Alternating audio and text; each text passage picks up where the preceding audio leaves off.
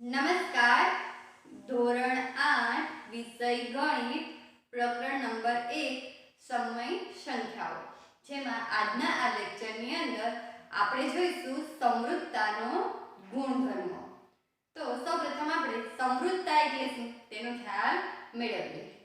તો આપણે કોઈ પણ બે પૂર્ણ સંખ્યા લઈએ કે પૂર્ણાંક સંખ્યા લઈએ, કોઈ પણ સંખ્યા લઈએ, કોઈ પણ બે પૂર્ણ સંખ્યા કે પૂર્ણાંક સંખ્યા લઈએ અને એના પર આપણે વિવિધ પ્રકારની ક્રિયા કરીએ, જેમ કે સરવાળો, બાદબાકી, ગુણાકાર, ભાગાકાર કરીએ અને આપણે જો પરિણામમાં જો બે પૂર્ણ સંખ્યા લીધી હોય અને ફરી આપણને શું મળે, પૂર્ણ સંખ્યા જ મળે, તો આપણે કહી શકીએ કે આપેલ સંખ્યા એ સમૃદ્ધતાનો ગુણધર્મ ધરાવે છે એમ કહેવાય. એક આપણે ઉદાહરણ સાદું લઈએ કે આપણે બાજુવાળાના ઘરેથી પાણી લાવીએ છીએ અને એકબીજાના ઘરેથી પાણી લાવીએ છીએ, બરાબર.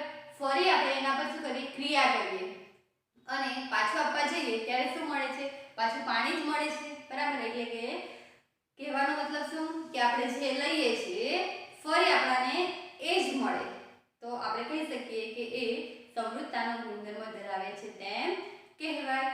તો આપણે પહેલા પૂર્ણ સંખ્યા માટે સમૃદ્ધતાનો ગુણધર્મ જોઈશું.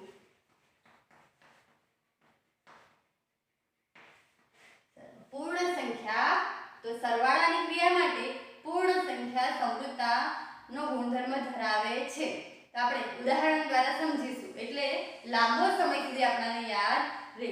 તો પૂર્ણ સંખ્યામાં આપણે કયો ગુણધર્મ જોઈએ છે, સમૃદ્ધતાનો ગુણધર્મ.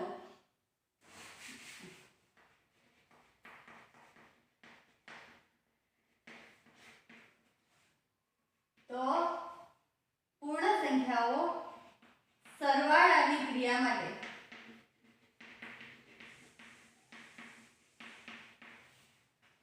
પૂર્ણ સંખ્યાઓ સમૃદ્ધ છે.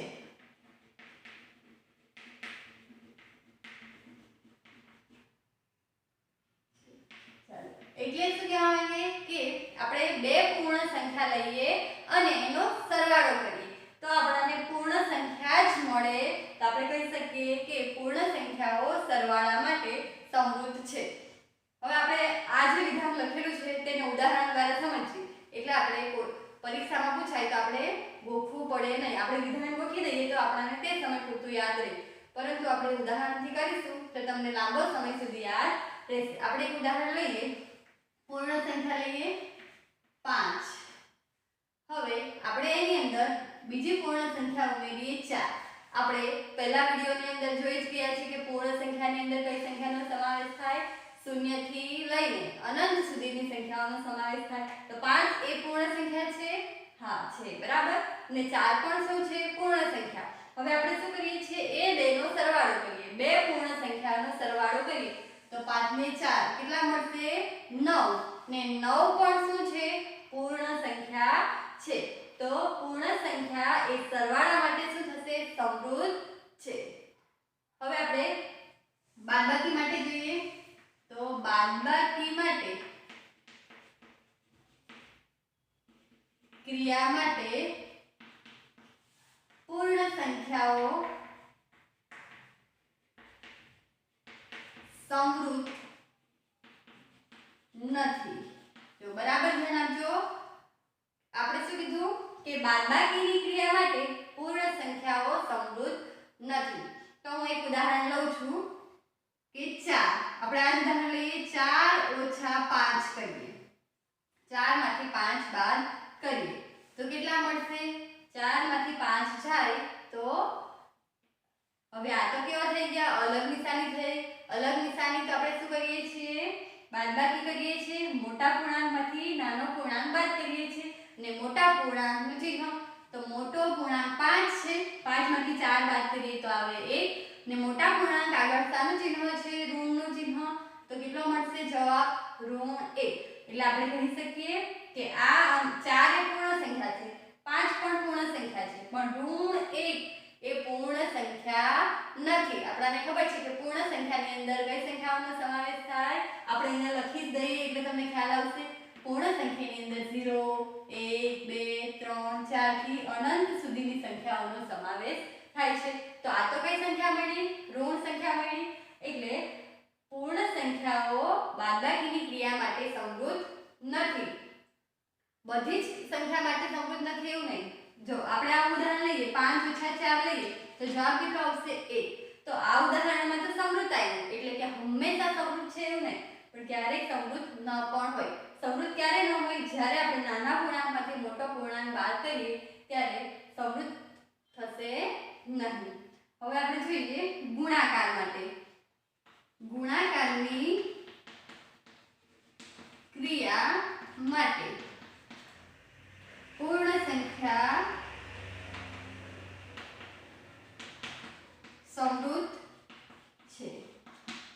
હવે આપણે શું કીધું કે ગુણાકારની ક્રિયા માટે પૂર્ણ સંખ્યાઓ સમૃદ્ધ છે. તો આપણે ઉદાહરણ લઈએ.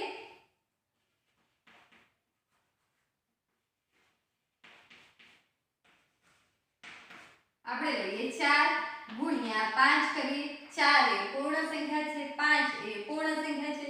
2 નો ગુણાકાર કરીએ તો 4 × 5 કેટલા આવશે? 20 ને 20 એ પણ શું છે? પૂર્ણ સંખ્યા. આપણે જોઈ જ ગયા કે સમૃદ્ધતા કોને કહેવાય? જો આપણે બે પૂર્ણ સંખ્યા લઈએ અને એના પર કોઈ પ્રકારની ક્રિયા કરીએ, એટલે કઈ ક્રિયા? સરવાળો, બાદબાકી, ગુણાકાર, ભાગાકાર કરીએ અને આપણે પરિણામ શું મળે? પૂર્ણ સંખ્યા જ મળે. તો આપેલ બે સંખ્યા ગુણાકાર માટે કેવું છે? અહીંયા જે ગુણાકારની ક્રિયા કરી તો એના માટે સમૃદ્ધ છે. હજુ આપણે બીજું ઉદાહરણ લઈએ. 2 લઈએ ગુણ્યા 0 કરીએ. કોઈ પણ સંખ્યાનો 0 સાથેનો ગુણાકાર શું મળે? 0 મળે. તો આપણને ખબર છે કે 0 પણ પૂર્ણ સંખ્યા જ છે. તો આપણે કહી શકીએ કે ગુણાકારની ક્રિયા માટે પૂર્ણ સંખ્યાઓ સમૃદ્ધ છે. હવે આપણે જોઈએ ભાગાકાર માટે. ભાગાકારની ક્રિયા માટે પૂર્ણ સંખ્યાઓ સમૃદ્ધ નથી. જો બરાબર ધ્યાન આપજો. શું કહે છે કે ભાગાકારની ક્રિયા માટે પૂર્ણ સંખ્યાઓ સમૃદ્ધ નથી. આપણે લઈએ 10 ભાગ્યા 5. તો 10 ભાગ્યા 5 કરીએ તો જવાબ કેટલો મળે? 10 ભાગ્યા 5 કરીએ તો જવાબ તો આપણને 2 મળશે. તો આપણે તો કીધું કે ભાગાકારની ક્રિયા માટે પૂર્ણ સંખ્યા સમૃદ્ધ નથી. અહીંયા તો શું મળ્યું? બે પૂર્ણ સંખ્યા લીધી તો આપણને પૂર્ણ સંખ્યા જ મળી. પરંતુ હજુ આપણે એક બીજું ઉદાહરણ લઈએ તો તમને ખ્યાલ આવશે કે ભાગાકારની ક્રિયા માટે પૂર્ણ સંખ્યાઓ સમૃદ્ધ નથી. એક ઉદાહરણ લઈએ. 4 ભાગ્યા 8. તો 4 ભાગ્યા 8 એને આપણે આ રીતે લખી શકીએ 4/8 બરાબર 4 દુ 8. નીચે કેટલા બચ્યા? 8 અને ઉપર કેટલા આવ્યા? 1. તો આપણો જવાબ તો શું મળ્યો? 1/2. તો આ તો શું છે? અપૂર્ણાંક છે. બરાબર. એટલે હવે આપણે કહી શકીએ કે ભાગાકારની ક્રિયા માટે પૂર્ણ સંખ્યાઓ સમૃદ્ધ નથી. બરાબર. હવે આપણે જોઈશું પૂર્ણ સંખ્યા જોઈ. હવે આપણે પૂર્ણાંક સંખ્યા માટે જોઈશું.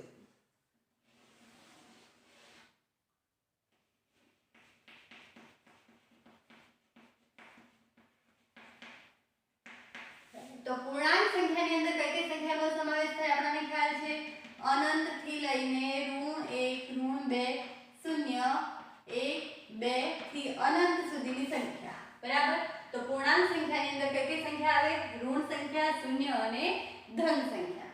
તો પહેલા આપણે જોઈએ સરવાળા માટે. સરવાળા માટે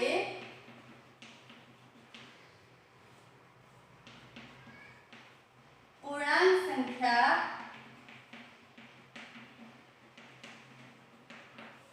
સમૃદ્ધ છે. તો આપણે શું કીધું કે સરવાળા માટે પૂર્ણાંક સંખ્યાઓ સમૃદ્ધ છે. તો આપણે કોઈ એક પૂર્ણાંક ઉદાહરણ દ્વારા સમજીએ. સરવાળા માટે સમૃદ્ધ છે કે નહીં આપણે ઉદાહરણ દ્વારા સમજીએ. હું લઉં છું −10 + 5. તો −10 એ શું છે? પૂર્ણાંક સંખ્યા છે. 5 એ પણ શું છે? પૂર્ણાંક સંખ્યા છે. બે વચ્ચે આપણે શું કરવાનું છે? સરવાળો. તો હવે બે પૂર્ણાંક સંખ્યાનો આપણે શું કરીએ? સરવાળો કરીએ અને આપણે જવાબ જો પૂર્ણાંક સંખ્યા જ મળે તો આપણે કહી શકીએ કે એ સમૃદ્ધતાનો ગુણધર્મનું પાલન કરે છે. તો બંને કેવા ચિહ્નો છે? અલગ ચિહ્નો છે. તો મોટા પૂર્ણાંકમાંથી નાનો પૂર્ણાંક બાદ કરીશું. 10 માંથી 5 બાદ કરીએ તો કેટલા આવશે? 5. અને મોટા પૂર્ણાંકનું ચિહ્ન, તો મોટો પૂર્ણાંક કયો છે ઋણ, તો જવાબ શું આવશે ઋણ. તો આપણે જોઈએ તો બે પૂર્ણાંક સંખ્યાનો જવાબ આપણને શું મળ્યો, પૂર્ણાંક સંખ્યા જ મળ્યું. એટલે આપણે કહી શકીએ કે સરવાળા માટે પૂર્ણાંક સંખ્યાઓ કેવી છે, સમૃદ્ધ છે. હવે આપણે બાદબાકી માટે જોઈએ. બાદબાકી માટે પૂર્ણાંક સંખ્યાઓ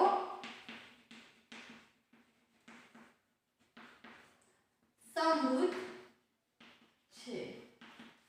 તો બાદબાકી માટે પૂર્ણાંક સંખ્યાઓ સમૃદ્ધ છે. તો ઉદાહરણ જોઈએ આપણે. આ સંખ્યા લઈએ -10 - 5. હવે -10 અને 5 એ શું છે, પૂર્ણાંક સંખ્યાઓ છે. પૂર્ણાંક સંખ્યાઓની આપણે શું કરવાની છે, બાદબાકી કરવાની છે. સરખી નિશાની, તો શું કરીશું, સરવાળો. તો 10 અને 5 નો સરવાળો કેટલો થશે, 15. અને આપણે જે ચિહ્ન આપેલું હોય તે મૂકીશું. એટલે ઋણ ચિહ્ન આપેલું છે તો અહીં આપણે મૂકીશું -15. તો -15 પણ શું છે, પૂર્ણાંક સંખ્યા જ છે. એટલે આપણે કહી શકીએ કે બે પૂર્ણાંક સંખ્યાઓની બાદબાકી આપણને શું મળે છે, પૂર્ણાંક સંખ્યા જ મળે છે. માટે બાદબાકી એ પૂર્ણાંક સંખ્યા માટે કેવી છે, સમૃદ્ધ છે. હવે આપણે જોઈએ ગુણાકાર માટે. ગુણાકાર માટે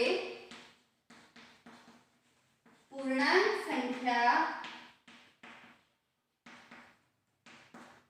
સમૃદ્ધ છે. આપણે કીધું કે ગુણાકાર માટે પૂર્ણાંક સંખ્યાઓ સમૃદ્ધ છે. તો ઉદાહરણ લઈએ આપણે. સંખ્યા લઈએ 7 ગુણ્યા -2. તો 7 એ ધન પૂર્ણાંક સંખ્યા છે ને 2 એ ઋણ પૂર્ણાંક સંખ્યા છે. બંને પૂર્ણાંક સંખ્યા છે.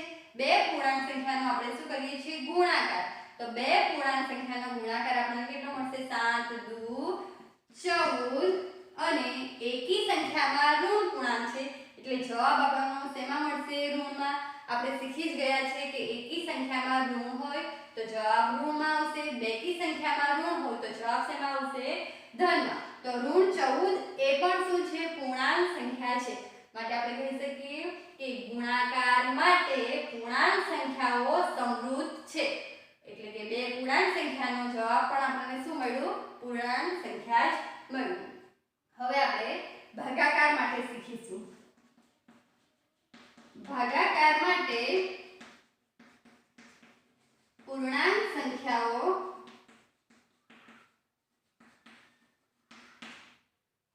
સમૃદ્ધ નથી. બરાબર ધ્યાન આપજો. શું કહે છે કે ભાગાકાર માટે પૂર્ણાંક સંખ્યાઓ સમૃદ્ધ નથી. તો આપણે એક ઉદાહરણ લઈએ એટલે ખ્યાલ આવી જશે. 2/10 કરીએ આપણે. તો 2/10 કરીએ તો આપણે એને આ રીતે લખી શકીએ 2/10. હવે આપણે અવયવ ઉડાડીએ 2 × 10. તો જવાબ શું આવ્યો, 1/5. બંને કેવી સંખ્યા છે, પૂર્ણાંક સંખ્યા છે. પરંતુ પૂર્ણાંક સંખ્યાનો જવાબ તો આપણને શું મળ્યો, અપૂર્ણાંક મળ્યો છે. બરાબર. તો આપણે કહી શકીએ કે ભાગાકાર માટે પૂર્ણાંક સંખ્યાઓ સમૃદ્ધ નથી. હવે આપણે સમય સંખ્યા માટે સમૃદ્ધતાનો ગુણધર્મ જોઈશું.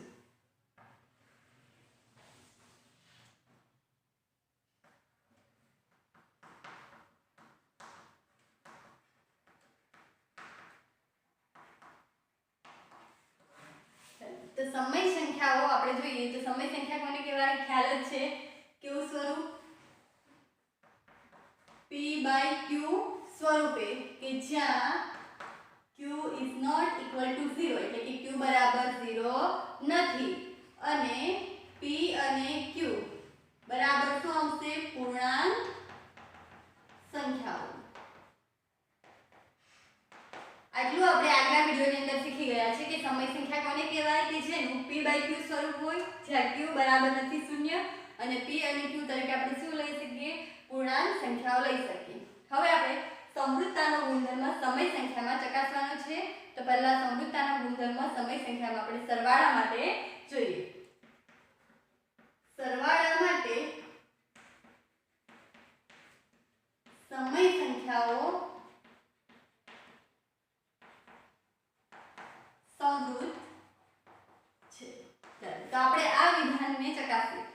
આપણે શું કીધું કે સરવાળાની ક્રિયા માટે સમય સંખ્યાઓ સમૃદ્ધ છે. આપણે અહીં સમછેદી જ અપૂર્ણાંક લઈશું, બરાબર. તો આપણે સરવાળા માટે એક ઉદાહરણ લઈએ, એક સમય સંખ્યા લઈએ. હું લઉં છું ઋણ 5/3 વત્તા 2/3. ચાલો આપણે અહીં છે સરખા હોય તેવું જ ઉદાહરણ લઈશું. હવે આપણે આ બેનો શું કરવાનું છે? સરવાળો કરવાનો છે. છેદ સરખા છે એટલે આપણે આટલું તો આવડતું જ હોવું જોઈએ. આપણે ધોરણ 7 ની અંદર શીખી જ ગયા છીએ કે છેદ સરખા છે તો આપણે એને એકવાર લખીશું અને અંશમાં જે આપેલું હોય તે આપણે લખીશું આ રીતે, બરાબર. હવે આપણે જોઈએ તો એક ઋણ પૂર્ણાંક છે, એક ધન છે, બરાબર. તો અલગ નિશાની છે તો આપણે શું કરીશું? બાદબાકી કરીશું. મોટા પૂર્ણાંકમાંથી નાનો પૂર્ણાંક બાદ કરીશું. તો 5 માંથી 2 જાય તો કેટલા આવશે? 3. અને મોટા પૂર્ણાંકનું ચિહ્ન તો આપણો જવાબ આવ્યો શું? ઋણ 3/3. તો ઋણ 3/3 એટલે ઋણ 1 થશે, બરાબર. તો આપણે જોઈએ કે સરવાળા માટે આપણે સમય સંખ્યા કેવી થવાની? સમૃદ્ધ થવાની. અને આપણે આ રીતે પણ લખી શકીએ ઋણ 1 એટલે 1/1. તો આપણે કહી શકીએ કે બે સમય સંખ્યાનો આપણે સરવાળો કરીએ તો આપણને શું મળે છે? સમય સંખ્યા જ મળે છે. એટલે સમય સંખ્યાઓ સરવાળા માટે સમૃદ્ધ છે. હવે આપણે બાદબાકી માટે જોઈએ. બાદબાકી માટે સમય સંખ્યાઓ સમૃદ્ધ છે. બાદબાકી માટે સમય સંખ્યાઓ સમૃદ્ધ છે. તો આપણે એક ઉદાહરણ લઈએ. ઋણ 7/9 ઓછા 5/9. અહીં પણ આપણે છેદ સરખા હોય તેવું જ ઉદાહરણ લઈશું. શું કરવાનું છે? બાદબાકી કરવાની છે. છેદ મોટો એકવાર લખીએ. 7 ઓછા 5. 7 માંથી આપણે કેટલા બાદ કરવાના છે? 5. 7 માંથી 5 જાય તો કેટલા રહેશે? 2/9. તો 2/9 એ શું છે? સમય સંખ્યા છે. આપણે જોયું કે 2/9 એટલે કે p/q સ્વરૂપ છે, જેમાં q એટલે કે છેદ શૂન્ય નથી અને બંને કેવી સંખ્યા છે? પૂર્ણાંક સંખ્યા છે. એટલે આપણે કહી શકીએ કે બે સમય સંખ્યાની બાદબાકી કરતા આપણને શું મળે છે? સમય સંખ્યા જ મળે છે. માટે સમય સંખ્યાઓ બાદબાકી માટે સમૃદ્ધ છે. હવે આપણે ગુણાકાર માટે જોઈએ. ગુણાકાર માટે સમય સંખ્યાઓ સમૃદ્ધ છે. ગુણાકાર માટે સમય સંખ્યાઓ સમૃદ્ધ છે. તો આપણે એક ઉદાહરણ લઈએ. 2/8 ગુણ્યા 4/3. આ બંને સમય સંખ્યા છે. તો આપણે આગળ શીખી જ ગયા છીએ કે જ્યાં સુધી અંશ અને છેદ ઉડતા હોય તો ઉડાડી દેવાનો. તો આપણે ઉડાડીએ તો અહીંયા શું આવશે? 4 × 8, બરાબર. એટલે અહીંયા 2 ઉડી જશે. તો કેટલા બાકી રહ્યા? ઉપર 1/3. તો આપણે જવાબ શું આવ્યો? સમય સંખ્યા જ આવી. બે સમય સંખ્યાઓનો ગુણાકાર કરતા જવાબ શું મળ્યો? સમય સંખ્યા જ મળી. માટે કહી શકીએ કે ગુણાકાર માટે સમય સંખ્યાઓ સમૃદ્ધ છે. હવે આપણે જોઈએ ભાગાકાર માટે. ભાગાકાર માટે સમય સંખ્યાઓ સમૃદ્ધ છે. તો ઉદાહરણ જોઈએ આપણે. ભાગાકાર માટે આપણે એક ઉદાહરણ જોઈએ. ઋણ 10/5 ભાગ્યા 2/5. આપણે આ ઉદાહરણ લીધું. ચાલો અહીં આપણે 3/5 લઈ લઈએ. ઋણ 10/5 ભાગ્યા 3/5. તો આપણે આગળ શીખી ગયા છીએ કે જ્યારે પણ ભાગાકાર કરવાનો હોય ત્યારે પહેલી સંખ્યા એમની એમ લખવાની, ભાગાકારનો ગુણાકાર કરવાનો અને આની વ્યસ્ત સંખ્યા લખવાની. એટલે કે 3/5 તો શું થશે? 5/3. 5 5 ઉડી જાય તો કેટલા બાકી રહ્યા? ઋણ 10/5. 3 તો ઋણ 10/3 એ શું છે સમય સંખ્યા છે તો બે સમય સંખ્યાનો ભાગાકાર કરતા આપણને શું મળે છે સમય સંખ્યા જ મળે છે માટે આપણે કહી શકીએ કે ભાગાકાર માટે સમય સંખ્યાઓ સમૃદ્ધ છે હવે આપણે અહીં સમય સંખ્યામાં એક વધારાનું શીખીશું કે સરવાળા માટે તટસ્થ સંખ્યા આપણે એક સમય સંખ્યા લઈએ ઋણ 5/3 ઋણ 5/3 લઈએ એની અંદર આપણે શૂન્ય ઉમેરીએ તો આપણને જવાબ શું મળશે ઋણ 5/3 મળશે એટલે કે સમય સંખ્યા માટે સરવાળાની ક્રિયા માટે તટસ્થ ઘટક કયો થશે શૂન્ય તટસ્થ ઘટક એટલે શું એ હોય કે નહીં હોય આપણને કોઈ ફરક પડે નહીં એટલે કે આપણે કોઈ પણ સમય સંખ્યા લઈએ એની અંદર શૂન્ય ઉમેરીએ તો જવાબ તો આપણને શું મળે એ સંખ્યા જ મળશે બરાબર તો સરવાળા માટે સમય સંખ્યામાં તટસ્થ ઘટક કયો થશે શૂન્ય તો લખી દઈએ કે સમય સંખ્યામાં સરવાળા માટે તટસ્થ ઘટક શૂન્ય છે બરાબર સરવાળા હવે આપણે એવી જ રીતે ગુણાકાર માટે લઈએ તો ગુણાકાર માટે તટસ્થ ઘટક સમય સંખ્યામાં ગુણાકાર માટે તટસ્થ ઘટક કયો થશે એક આપણે કોઈ પણ સમય સંખ્યાનો ગુણાકાર એક સાથે કરીશું તો આપણને એ સંખ્યા પોતે જ મળશે માટે ગુણાકાર માટે સમય સંખ્યાઓમાં તટસ્થ ઘટક કયો આવશે એક તો લખી દઈએ કે ગુણાકાર માટે તટસ્થ ઘટક એક છે આપણે એક ઉદાહરણ લઈએ ઋણ ધન લઈએ 5 બીજું એક ઉદાહરણ લઈએ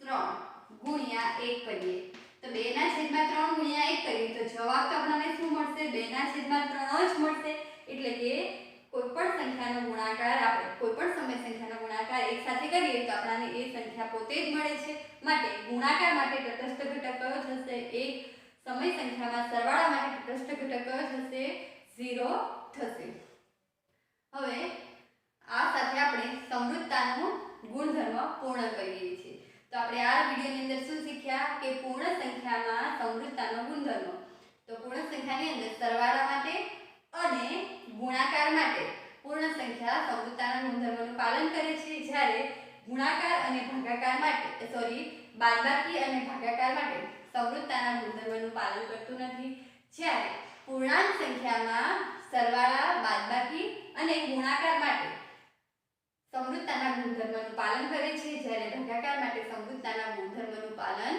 કરતું નથી જ્યારે સમય સંખ્યામાં સરવાળા બાદબાકી ગુણાકાર અને ભાગાકાર માટે સમૃદ્ધતાના ગુણધર્મનું પાલન થાય છે તો તમે ઉદાહરણ દ્વારા સરળતાથી કરી શકીશું આપણે હવે ફરી મળીશું નવા વિડિયો સાથે આભાર